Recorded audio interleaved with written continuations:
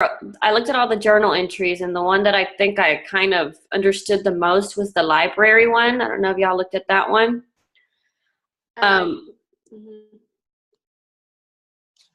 The library one kind of like summarized everything for me. There was a paragraph on there, and I think I can share screen with y'all, but I don't want to take up too much time trying to figure out how to do it. I think I can. Let me see.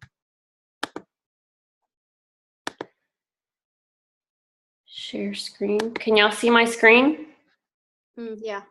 Okay. On here, it says each of the 4 global editions of the NMC Horizon Report, Higher Education. So it talks about the 4 of them, and it kind of gives us the format of the 6 technologies that they talk about.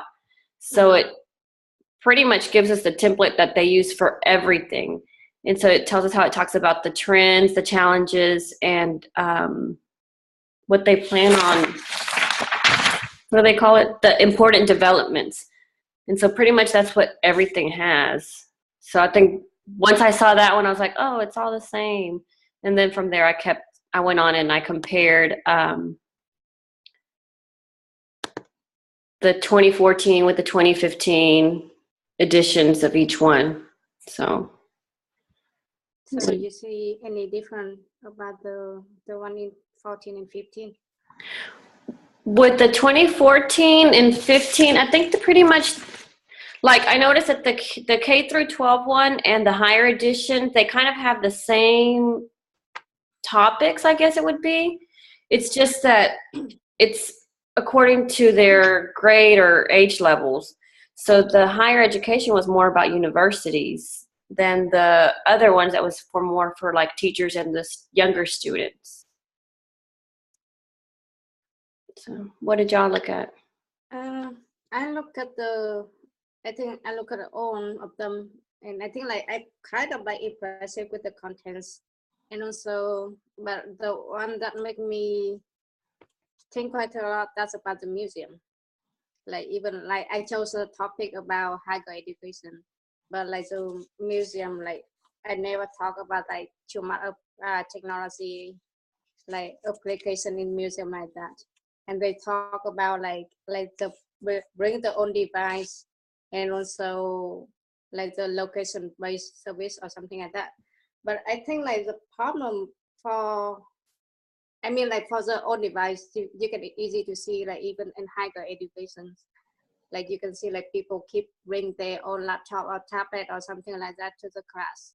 So, but I just don't know like they use as much in the museum, like, but actually like when I read it, it's, oh, that's what I need. But for the one that about like, I think like one problem with that, the other one, they talk about the location-based service. That's mean like people download some apps or something like that in their device. But I think the problem that like, just suppose like me, like when I download something, I kind of like think like a couple of times like I should download that one or not. You know, like because like our device have kind of limited store memories, like 16 gigabyte or 32 gigabytes. So like if I download this one, so it like, okay, because like my memory just limited, so it may like lead to slow down my device or something like that, you know. So I kind of like, it talk about like I said like development on that one, but I think it's also a problem too. Like, you know, it's kind of like difficulty when like try to persuade people to download some apps in their device. But that was like only if you went to the museum, right? Yeah, that's one in the museum. Maybe they could have like a device that you could rent so you wouldn't have to use your own, you know? That'd be. Yeah. Yeah, I know like kind of like right now people like you can go to the website to read about that. Like that ton of website or something. So you should go over there, look at the comments or something. So okay, this is what I need. I don't need to download it.